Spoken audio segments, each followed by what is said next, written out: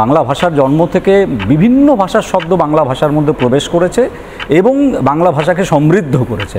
এত এত শব্দ আমরা বলি যে শব্দগুলো আসলে বাংলা শব্দ নয়।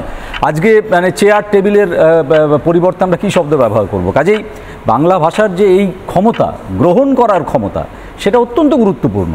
এবার প্রশ্ন হচ্ছে চাপের, রাজনৈতিক চাপ নাকি ধর্মীয় চাপ।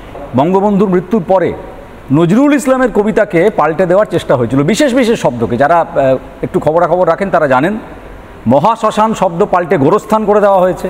কিন্তু কি হয়েছে? লাভের লাভ কি হয়েছে? একটি ঐতিহাসিক ঘটনা হিসেবে ওই বিষয়টি রয়ে গেছে ইতিহাসের পাতায়। প্রকৃত ভাষা বেঁচে থাকে কথ্য ভাষায়।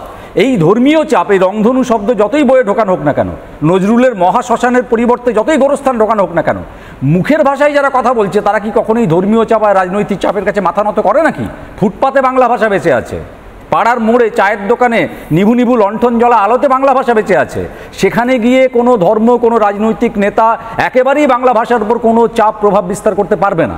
চাপটা আসে লিখিত ভাষার উপরে, এবং লিখিত ভাষার উপরে চাপ আটকে দেয় বাংলা ভাষা। তার কারণ বাংলা ভাষা হচ্ছে একটি খরস্রোতা পাহাড়ি নদীর মতো, তাকে অবরুদ্ধ করা, তার গতিকে অবরুদ্ধ করা অসম্ভব।